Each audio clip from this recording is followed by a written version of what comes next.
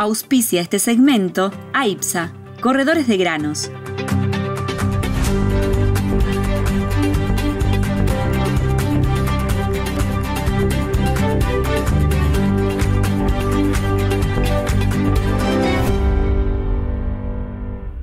Bueno, y ahora por fin en este comité de crisis voy a hablar con alguien serio. Héctor, ¿cómo estás? Buen día. Temo defraudarte. Buen día, Carlos, ¿cómo estás? No, pero después del gordito este que estuvimos en la primera parte, la verdad, necesito hablar con alguien serio. A ver, vos me vas a decir la verdad. ¿Ya bajaron los impuestos? No, no. Eso es una ilusión. Yo creo que deberás esperar, si todo saliese bien, y 3 a 5 años como para que algún impuesto empiece a ceder. No, claro. Sí, claro, claro. Vos te imaginaste que hemos logrado aparentemente el déficit cero, pero a costa de, bueno, esa combinación de licuadora, sierra, pero entre otros con una cantidad de pagos que están suspendidos, demorados. O sea que de ahí a tener un superávit genuino que permita que el Estado empiece a prescindir de ciertos impuestos, eligiendo los más distorsivos, le va a pasar, yo creo que mínimo tiene que pasar de 2 a 3 años como para que empiece una reducción de impuestos, que es lo que ha prometido el presidente. Ahora te llama el presidente en esta hipótesis y te dice, ¿por dónde empezamos? Eh, ¿qué tocarías? El impuesto país que parece que vino para quedarse, los derechos de exportación, no sé. ¿Qué tipo de impuestos serían los primeros que habría posibilidad y necesidad de reducir? Sobre todo Mira, pensando en yo la creo, producción, ¿no? claro, claro. Yo creo que indudablemente un buen impositivista a nivel estatal tiene que comenzar con los impuestos distorsivos.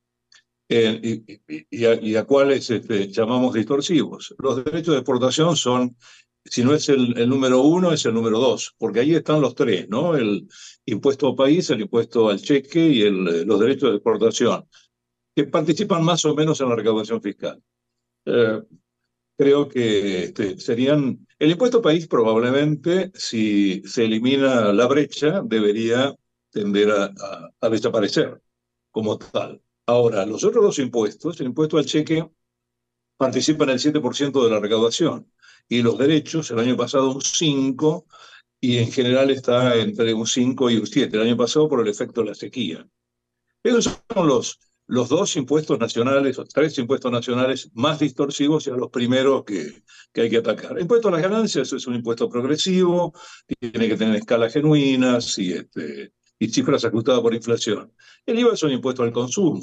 Por lo tanto, los distorsivos, y hay otro, que esto llevará más tiempo, que en el mundo se lo considera impuesto, que son las cargas sociales, que tienen también una altísima incidencia y luego hay un hueso más duro de roer, y esto va a ser más difícil, que son los impuestos provinciales.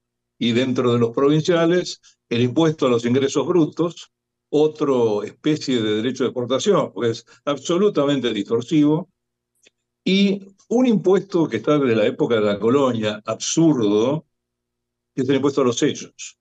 Vos emitís un documento. El impuesto a los sellos venía de la época de la colonia, porque el funcionario te ponía un sello de lacre que significaba la autenticidad del documento. Bueno, hoy seguís pagando la producción agropecuaria, por ejemplo, en casi todas las actividades, estás pagando un impuesto a los sellos. Esos son impuestos, el corazón de los impuestos distorsivos. Lo que pasa es que los provinciales es tener 24 jurisdicciones enfrente, muchas de ellas con serios problemas financieros, con lo cual lo que ha pasado este año, fundamentalmente en el caso de Córdoba, es que hubo un aumento de la presión tributaria.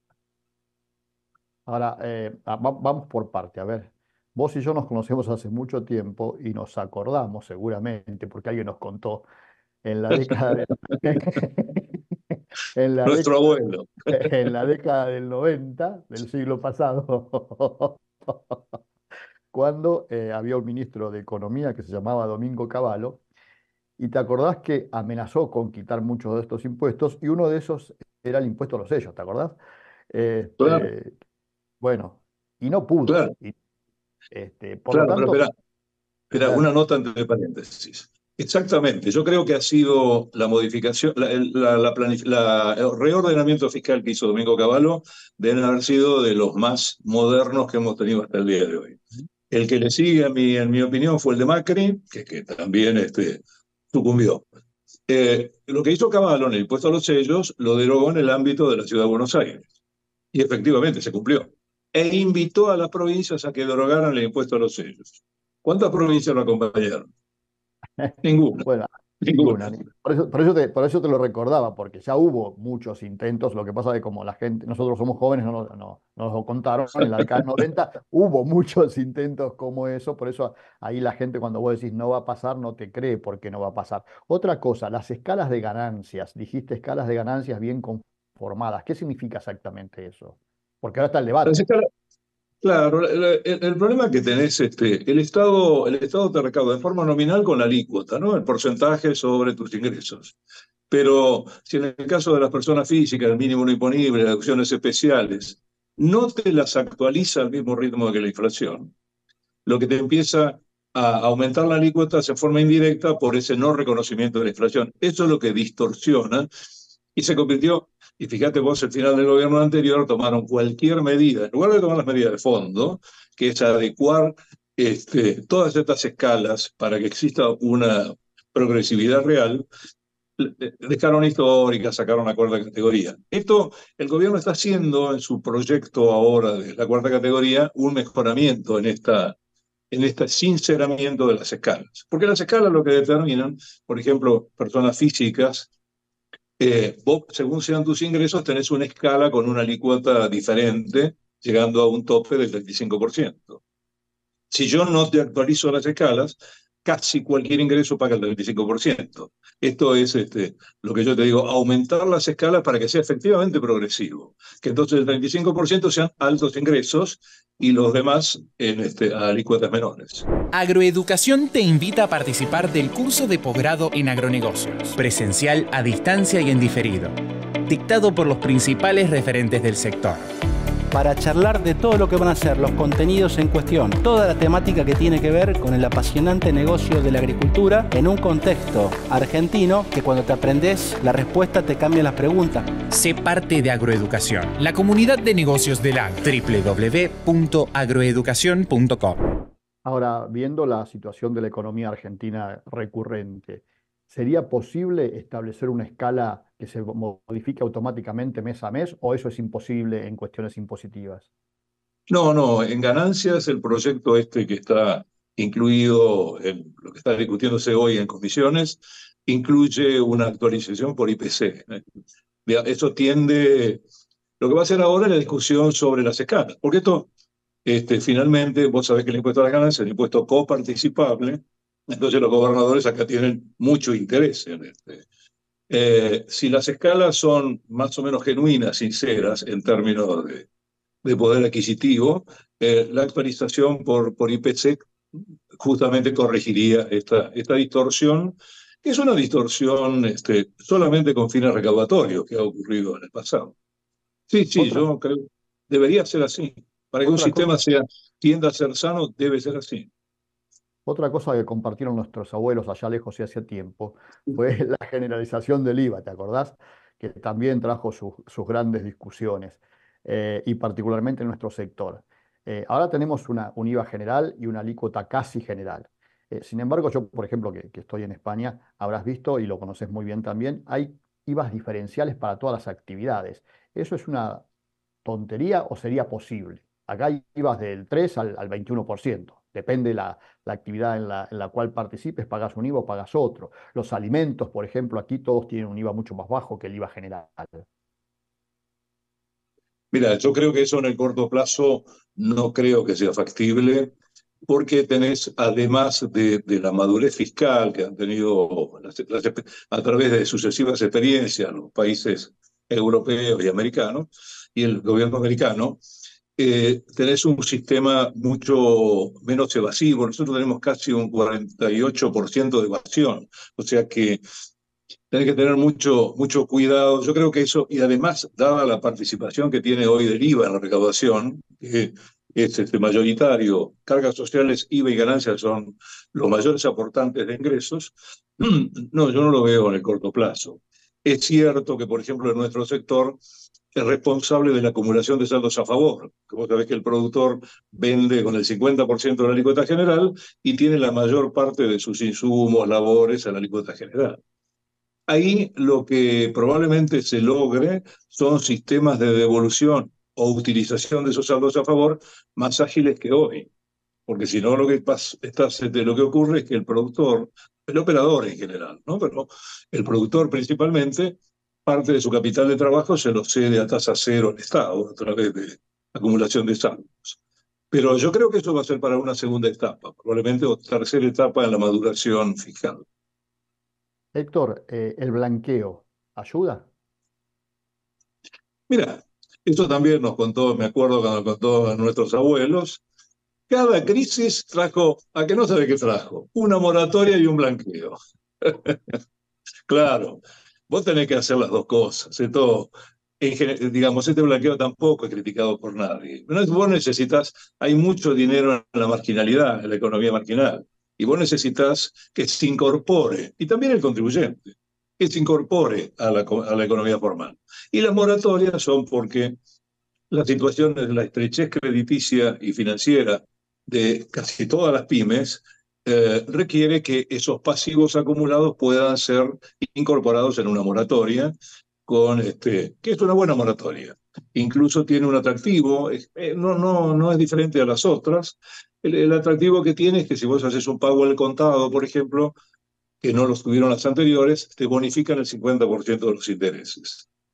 El blanqueo también es un blanqueo atractivo. Vas a pagar el 5, el 10 o el 15 según el momento en que adhieras al blanqueo. Hasta $100.000 la tasa va a ser cero.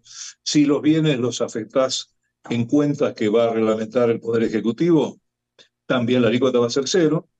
Y tiene, porque me acordaba de Juan Carlos de Pablo cuando dice, y bueno, ¿qué querés? Los ñatos, si no, no te depositan. Bueno, aquí, detrás del blanqueo, lo que hay es una modificación de bienes personales.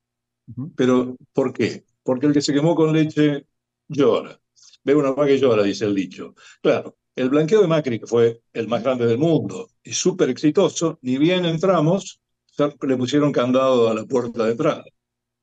Y 2,25% al impuesto a bienes en el exterior. Bueno, esto tiene una reducción de alícuotas en el primer tramo. Bueno, se elimina la diferenciación entre locales e internacionales, hay una nivelación de alícuota y a partir del año 27 baja el 0,25%. Vos pensás que hoy están las alícuotas máximas en el 1,75 o en el 2,25, si están en el país o en el exterior. Bueno, todos los bienes bajan al 0,25%, según el proyecto. Y trae también una figura interesante con el mismo sentido, que es darle tranquilidad al que va a blanquear. Si vos pagás en forma anticipada, haciendo un gran resumen, ¿no? Pero si vos pagás en forma anticipada el impuesto a los bienes personales desde el 2023 y los siguientes 4 años, pagás la mitad de la alícuota, el 0,70, luego pagarás el 0,25 como todos, pero te van a dar 10 años de estabilidad fiscal. Es decir, por 10 años vos vas a pagar 0,25 y ningún gobierno puede crear ningún impuesto análogo similar ni aumentar la alícuota. Bueno, esto es mostrarte que la llave del candado la tiran al río, con candado y todo, ¿no? Para que más gente adhiera al blanqueo. Eso son medidas lógicas, ¿no? En una economía en recesión, ¿aumenta iba a decir la necesidad, pero no sé si está bien utilizado el término, la posibilidad de evasión o justifica más la evasión? Sí, claro. Claro, por supuesto. Porque, bueno, pasa con todo, ¿no? La recesión, lo primero que te va, en una relación directa, va a ser la recaudación. Vos vas a tener menos venta, por lo tanto, los impuestos, bueno, en fin, todos los impuestos directos, eso van a bajar en el mismo porcentaje. Eso te va a generar, porque seguramente, yo estaba viendo índices ayer, en electrodomésticos han caído las ventas un 40%, y después de ahí hasta la actividad que menos bajó, creo que bajó menos un 8%, y de ahí al 40%. Si vos tenés alguna de estos emprendimientos, si tenés costos salariales, tenés alquileres, digamos, tenés costos fijos importantes, es difícil mantener el diferencial de precio, y bajan nominalmente tus ventas, vas a tener una estrechez financiera. Y en general, el empresario, una de las primeras obligaciones que deja de cumplir son los impuestos. Así que, eso por un lado. Y por el otro lado, se olvida de hacer la factura, digamos, aumenta la marginalidad. Esto solo se corrige, como siempre, con crecimiento, que es Para terminar, ¿qué le decimos a los productores que nos están mirando? ¿Nos olvidamos de quitar derechos de exportación este año?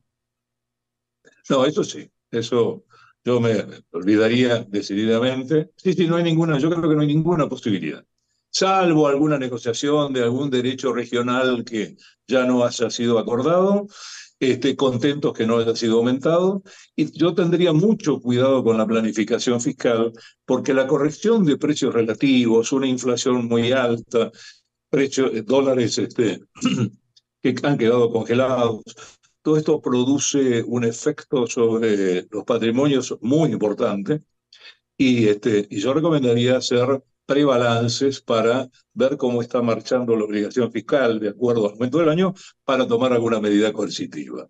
Lo tendría el contador cerca como para que me asista. Es un año complicado. La Cecira, soluciones veterinarias en todo el país. 50 años junto al campo argentino.